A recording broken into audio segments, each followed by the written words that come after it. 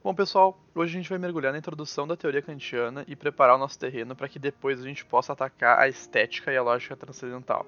Essa introdução serve para realmente qualquer um que queira entender a teoria kantiana, mesmo sem conhecimento prévio. E qualquer dúvida pode ir metendo nos comentários aí que eu respondo depois. E vamos lá. A primeira coisa para entender a divisão dos conhecimentos entre conhecimento a priori e a posteriori dentro da teoria kantiana é entender a definição de representação.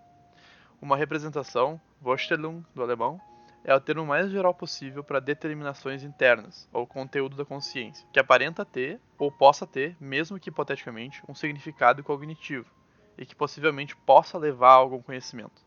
Pensamentos, intuições, conceitos, são todos representações. Por exemplo, pense que vocês estão num deserto morrendo de sede, e aí vocês têm a miragem de um oásis, o velho exemplo que eu já dei no último vídeo. Ele nada mais é que uma representação que aparenta ter uma conexão com o empiricamente real, mas na verdade é empiricamente ideal, ou seja, não possui o significado cognitivo que aparenta ter. Agora, se tu realmente encontrar o oásis, o que é possível, e esse oásis pode ter água que pode te salvar, o oásis seria uma representação que é empiricamente real, e possui o significado cognitivo que aparenta ter. Vejam que os conceitos de empiricamente ideal e empiricamente real foram explicados no primeiro vídeo dessa playlist. O sentimento de sede não é uma representação, por exemplo. Ele não faz referência a nada mais do que apenas a si mesmo, e não possui referência a nada que possa ou aparenta estar no reino do ideal transcendental. Representação, em outras palavras, significa a síntese do que se apresenta, ou seja, dos dados de entrada da experiência.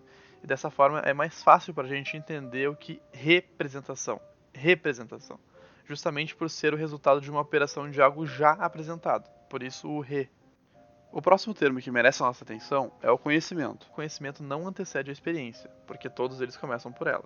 Porque o único modo de pôr a nossa faculdade de conhecimento em movimento é a partir dos dados de entrada da experiência. Portanto, todo o nosso conhecimento começa com a experiência. Sobre a faculdade de conhecimento, eu tento fazer uma alusão em uma engrenagem, que é parte passiva e parte ativa. Ela é uma parte passiva porque ela depende de um movimento inicial para começar a funcionar. E essa engrenagem só é posta em funcionamento a partir do peteleco inicial que a experiência nos dá. No que diz respeito ao tempo, portanto, nenhum conhecimento antecede em nós a experiência, e com essa começam todos, diz Kant. No entanto, é importante lembrar que isso não significa que o conhecimento surge ou é derivado apenas da experiência. Além disso, a representação por si só não basta para formar um conhecimento.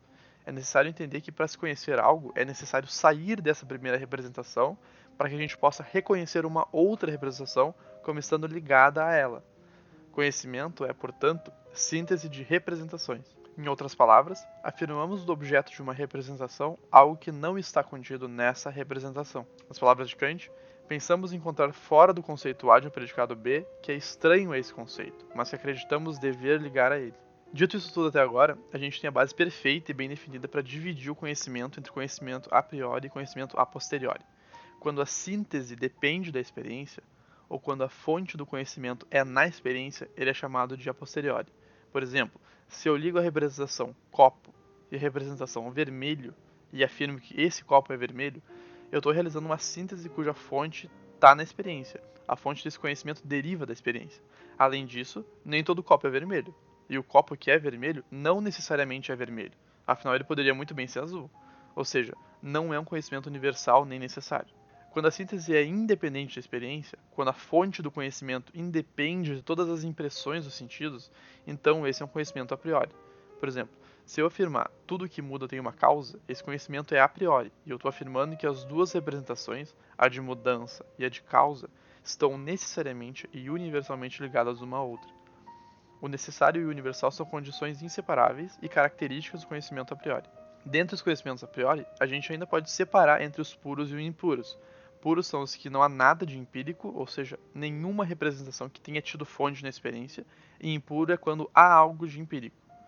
O exemplo do Kant é a proposição toda mudança tem uma causa. Esse conhecimento é a priori e é, portanto, universal e necessário, mas ele não é inteiramente a priori, porque a mudança é um conceito que a gente só consegue chegar derivando ele da experiência. Assim, ele é a priori impuro. Isso conclui a elucidação dos conhecimentos a priori e a posteriori e nos permite dar o próximo passo para os juízos analíticos e sintéticos do próximo vídeo. Valeu!